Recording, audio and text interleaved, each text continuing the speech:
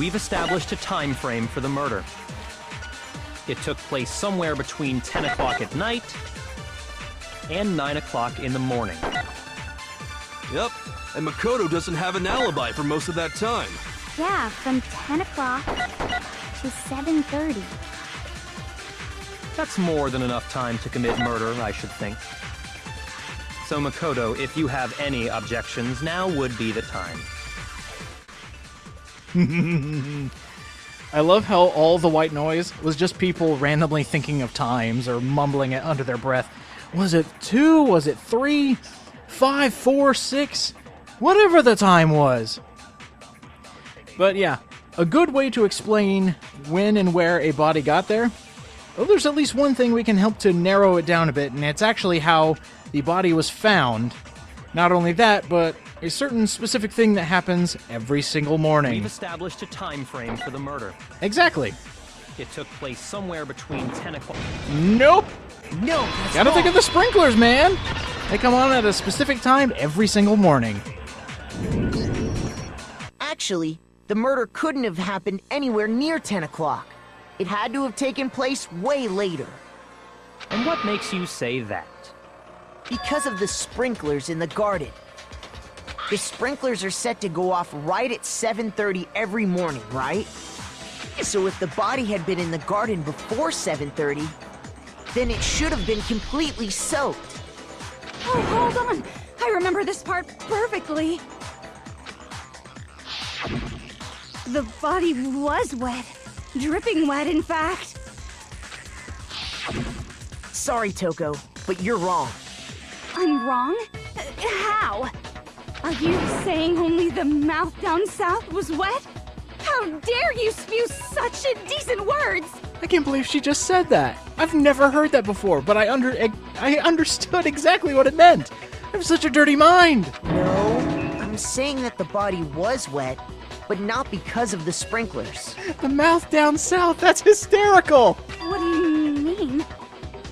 By denying the sprinkler, are you trying to deny my entire existence? Toko who? I have no recollection of that name. Or the face. Man, you're totally wacko.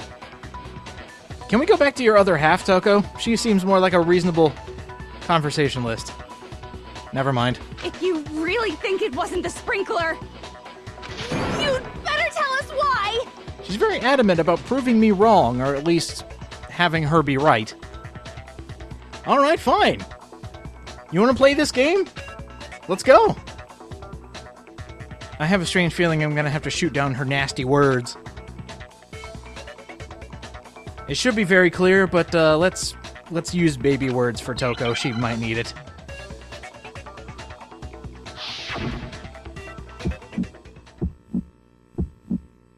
I admit nothing. I hate you. I don't know anything. Hold on. Are you trying to blame me? I admit nothing. I hate you. I don't know anything. Hold on. Are you trying to blame me? I admit nothing. Are you trying to blame me? I admit nothing. I hate you. No, no, no! How can you say it wasn't? This should prove it.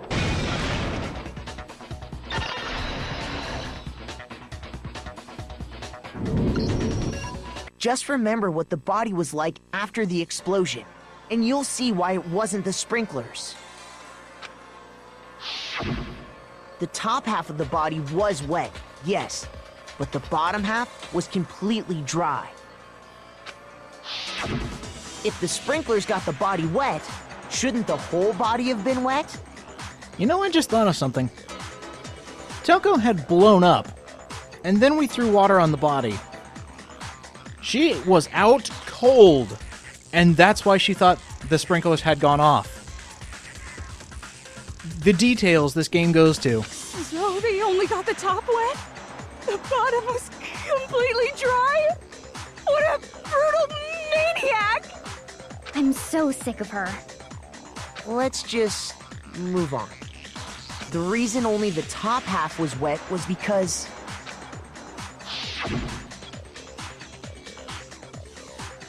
while the body was still on fire, I doused it with water. But only the part on fire, the top half. Oh, then I guess the sprinklers really didn't do it.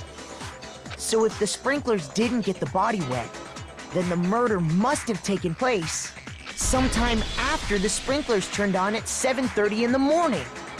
Which means she must have been killed sometime between then and when the body was discovered at 9. But Makoto's alibi was only missing from 10 o'clock last night to 7:30 this morning, right? I don't know how we did it, but we just saved our asses. So there's no way Makoto could have done it. I guess you had an alibi after all. Good for you. In which case, the only one left without an alibi is Kyoko. Save my own ass and put another person's into the fire.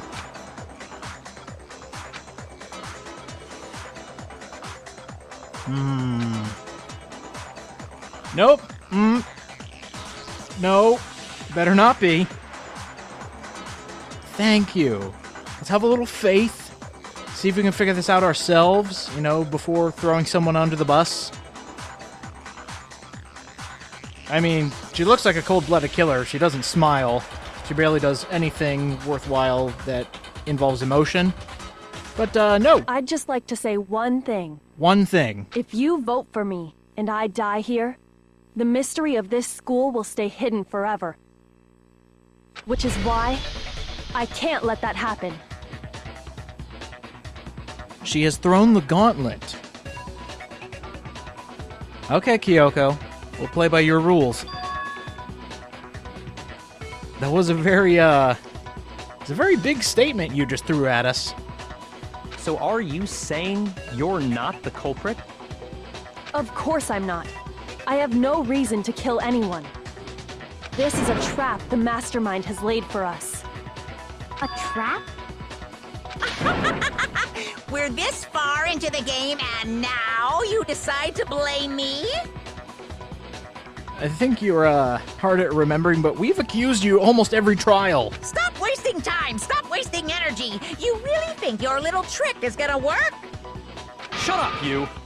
You got it, boss! Shutting up now! Dude, that was awesome! Do that to Toko! Oh wait, you can. You have power over everybody! Anyway, Kyoko, you actually did have a reason to kill her. Huh? She did? She thought Mukuro was the ultimate despair. In other words, the mastermind behind everything. So she killed her to try and put a stop to all this. Isn't that right, Kyoko? But you made one catastrophic mistake. Mukuro wasn't the mastermind at all. And as a result, we were forced into another trial, something I'm sure you weren't at all expecting. So, that was her motive? If she had a motive and no alibi, well then, I think it's pretty clear Kyoko's gotta be the culprit. It's not looking good. I'm not the only one without an alibi. Makoto's explanation is still insufficient. Oh, Kyoko, what are you doing? Huh? The sprinklers didn't get the body wet, but that doesn't mean the murder happened when he said it did. What are you... Because you see, there is a way the body could have avoided getting wet. Kyoko, what are you doing to me? Interesting. I'm listening. All it would take is covering the body with a certain something to keep it from getting wet. Kyoko, I knew that, but you're killing me here. I know exactly what you're talking about, but this isn't helping me. But you are defending yourself. I got it! You're talking about the tarp, aren't you? You catch on quick. You're right. All you'd have to do is cover the body with the tarp, and that'd take care of the water. In fact, that's exactly what the killer did. The dirt pattern on the tarp can attest to that. Only one side of the tarp got dirty, because that's the side that got covered in water. The side that faced down over the body, meanwhile, kept perfectly clean. This proves that the killer used the tarp to keep the body from getting soaked. But why would they go to all that effort just to keep the body from getting wet? Most likely so they could cloud the issue of when the murder actually took place. In other words, to create an excuse exactly like the one Makoto just gave us. Oh, that digs so deep. It's like you stabbed me with a survival knife. Oh man, she is not backing down. She does not want to lose. And who could blame her? Losing means dying. And she did give a pretty good declaration saying, if she dies, the mystery is over. Unsolvable. So if we're both in the hot seat, and she wants to win, I'm going to have to fight back with everything. Otherwise, I lose.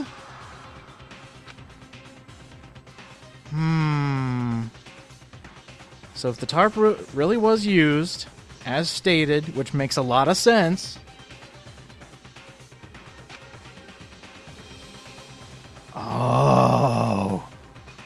Oh, you pointed it out for me. I was thinking of that. How is the tarp 100% clean?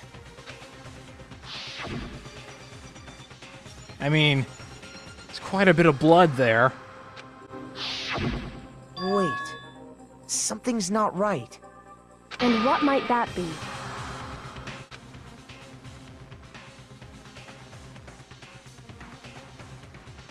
It's either you or me, Kyoko.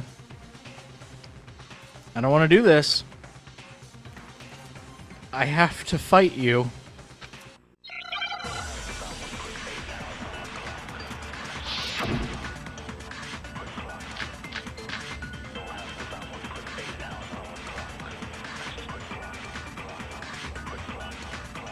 By covering the body with the tarp, the killer prevented it from getting wet. So the reason the tarp was only dirty on one side is because the sprinkler got that side wet. But the underside of the tarp, it was totally spotless, right? It's because that side was protected from the water. Since it was facing down toward the body, of course it didn't get dirty.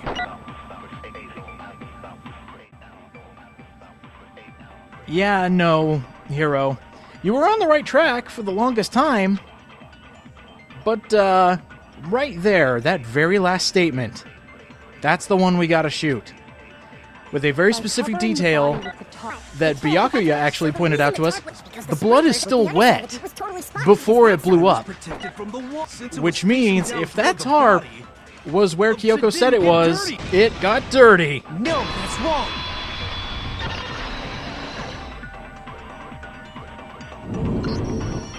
Actually, one side being clean is pretty strange if you think about it.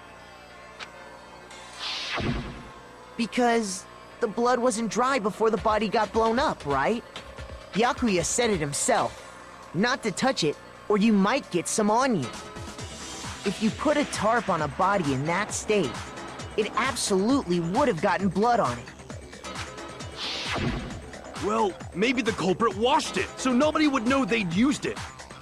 If they had, they would have washed both sides. Just washing the one side wouldn't hide anything.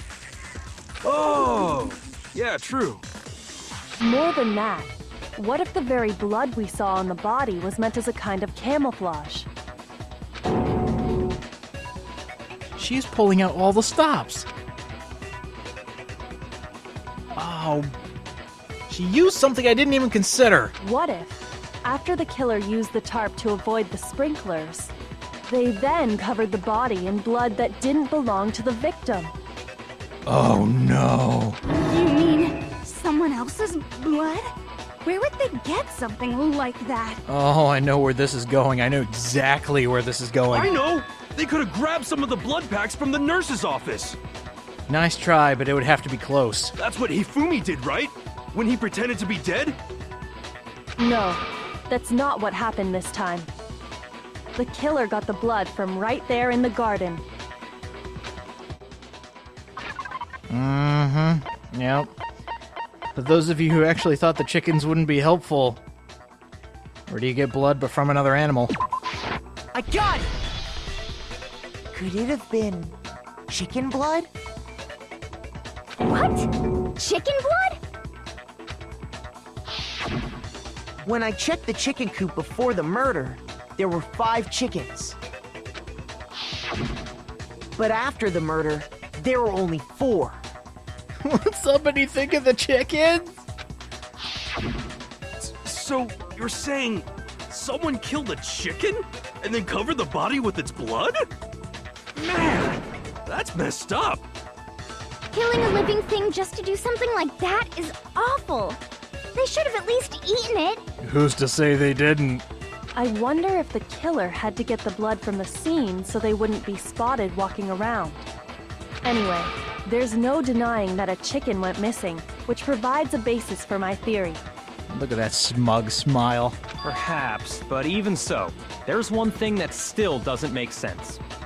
You said the culprit used the tarp to avoid the water and then covered the body in blood, right? But if that's the case, then the blood should have soaked into the ground around the body. But that's not what we saw. Only the victim's clothing had blood on it. The ground was completely clean. I have to agree, that certainly is strange. Maybe they didn't apply the blood at the scene. Maybe they covered the coat in blood beforehand. They covered it beforehand? When you discovered the body, was it wearing the coat like you normally would? Keen observers, go back and look at that picture. I think so. It was a very small detail. Wait, no. The head was through the neck hole, but the arms weren't in the sleeves. Then that settles it. Sorry, I'm having a tough time keeping up. What settles what? Here's what happened. The murder took place before the sprinklers went off. But the body didn't get wet because the killer covered it with the tarp. Then, later, at the same time the killer was gathering up the tarp, they pulled the coat over the body, the coat they'd already covered in blood. This series of cover-ups was meant to disguise the actual time the murder occurred. They wanted us to think the murder happened sometime after the sprinklers had gone off, at 7:30. Good God, she was barely here and she still kicked my ass. If that's actually what took place, it certainly becomes possible that the murder happened earlier. But to pull all that off, wouldn't they have had to go back to the garden after the sprinklers turned off? That actually wouldn't have been all that difficult. Huh? They already had the coat ready, so they just had to grab the tarp and pull the coat over the body. They'd be done in no time. Maybe, but still. Hina, after you met up with Makoto in the dining hall, did you two stay together from that point on? Oh no. I headed off to the gym, and Makoto didn't show up till later. Oh no! This sucks! Then he had plenty of time to spare, wouldn't you say? Oh, you are not throwing me under the bus like this. That's not... That was underhanded. Oh, this hurts my soul. Don't bother saying it's not possible. Stop pointing out things. I must admit, Kyoko's reasoning is sound. Makoto's alibi is inadequate.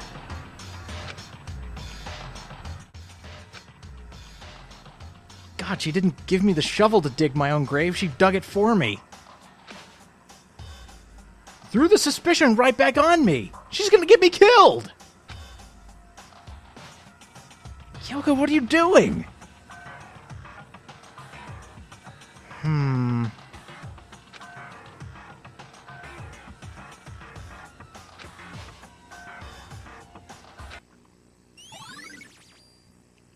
Oh, look at that.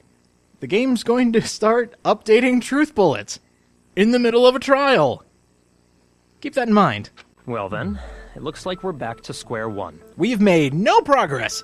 I'm still the one in the limelight. Makoto's alibi is no good, so once again, our suspects are him and Kyoko.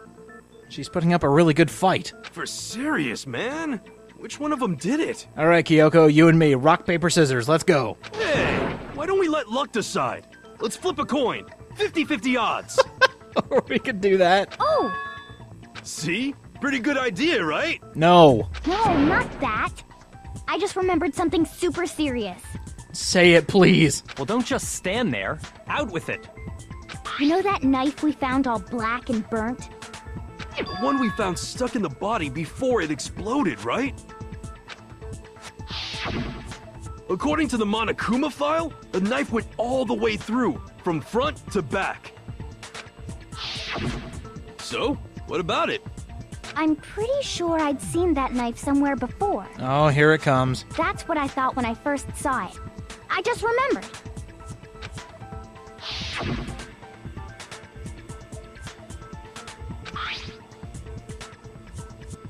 Oh my god, here we go. All eyes are gonna be on me after this. This is not good.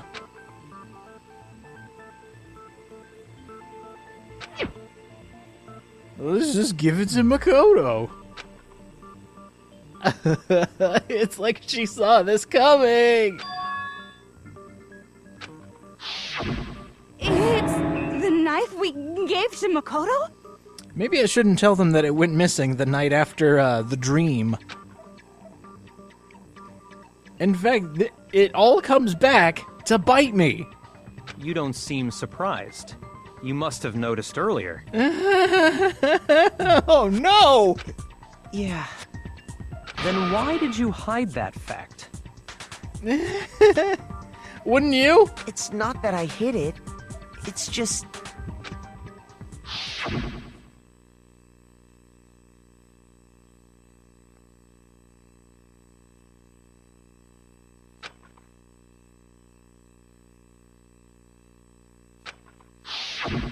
Suspicious! Very suspicious indeed. The knife we found stuck in the body came from Makoto. Now I'm totally convinced he did it. 12,000% convinced. As per usual, we're not in a good situation. We have to prove that I'm not the killer. Please believe me, guys. I wouldn't kill anyone.